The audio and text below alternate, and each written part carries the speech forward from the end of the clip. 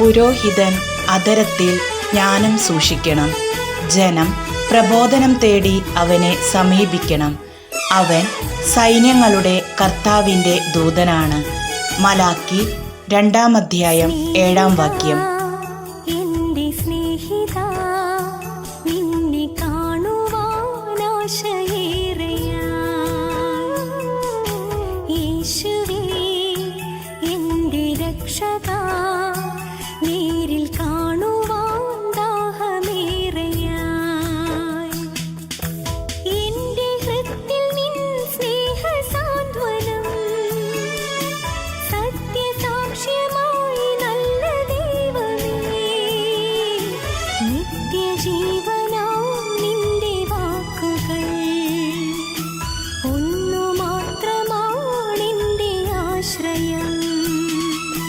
സ്നേഹിതാ